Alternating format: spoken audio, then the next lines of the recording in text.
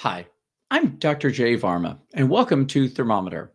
On this channel, I check the temperature of health in the US and around the world and give you expert insights on infectious diseases and public health. Bird flu is spreading among animals at an alarming rate.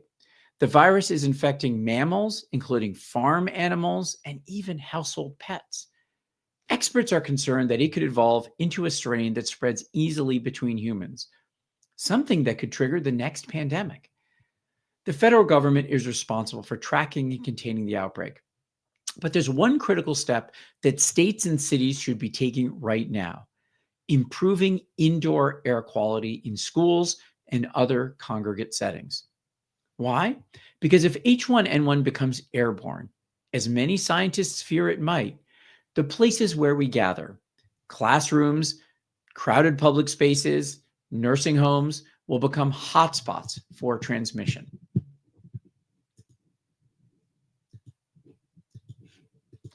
Bird flu has already been spreading beyond birds. We've seen infections in wild animals like cows and seals. We've seen infections in animals raised for food, such as chickens, ducks, and dairy cows. We've seen infections in animals kept as pets, such as cats. And the more species bird flu infects, the more opportunities it has to mutate into a form that spreads between people.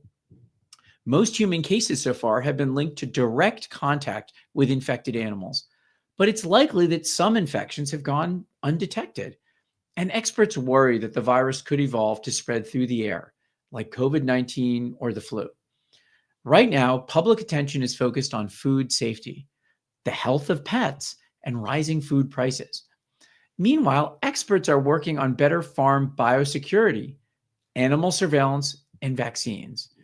But we must do more.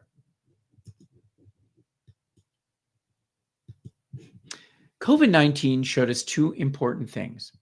We need to protect the most vulnerable, that is, people in nursing homes and assisted living facilities. And we need to keep schools open while keeping kids safe. If bird flu triggers another pandemic, these will be some of the hardest challenges we face. What's one way we can address both of them? By improving indoor air quality. Why? Because airborne viruses thrive in poorly ventilated indoor spaces. Yet for decades, we focused as infectious disease people on cleaning hands, surfaces, and water. All of those are important, but we've ignored the air that we breathe. The single most effective way to reduce the spread of respiratory viruses is by cleaning indoor air. We do that through a combination of three things: ventilation, filtration, and disinfection. Let's start with ventilation. Ventilation is how we ensure that new air replaces old air. One reason infectious diseases do not transmit efficiently outdoors compared to indoors is because there's a constant supply of new air that's free from infectious disease particles to blow away the old air that may contain infectious disease particles. So that we need this new air that has the air that's free from infections to blow away that old air that may contain the infections. So in indoor settings, ventilation can be improved by opening windows and ensuring that central air systems pull out the old air and push the new air in frequently. The second approach is through filtering the air. Air can be blown by a fan through a filter that traps infectious disease particles, and the air that leaves the filter is considered fresh.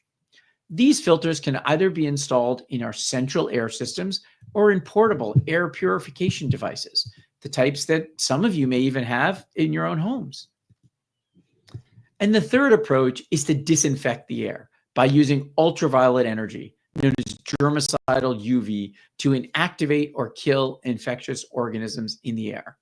These methods work. Studies have shown that improving indoor air quality reduces infections from viruses like influenza, COVID-19, and even measles. Now, during COVID-19, over 200,000 people died in nursing homes. We now know that better indoor air quality could have saved their lives. Meanwhile, school closures disrupted children's education, their mental health, and their parents' ability to work. and the backlash against these closures eroded public trust in health officials. Schools, nursing homes, and other places like hospitals and office buildings need infection-free air, just like we have infection-free drinking water. If we don't prepare now, we'll face the same public health and political challenges when the next pandemic hits. After COVID-19, the White House, CDC, and EPA released detailed guidance on indoor air quality. But most of these recommendations haven't been implemented at the state or the local level. So bird flu isn't just a problem for the federal government. States and cities need to act before it's too late. Better air quality isn't just about preventing a pandemic. It's also about protecting public health every day. So we don't actually need to wait for a pandemic to act. Investing in better air quality now will reduce the spread of seasonal flu, of COVID, and measles. It'll reduce allergies and pollution-related illnesses, and it'll protect people during wildfires and other environmental disasters. So if you found this video helpful, subscribe to Thermometer for expert insights on infectious diseases and public health. And let me know in the comments, do you think states will take action before it's too late? I'm Dr. J. Varma. Thanks for watching and stay safe.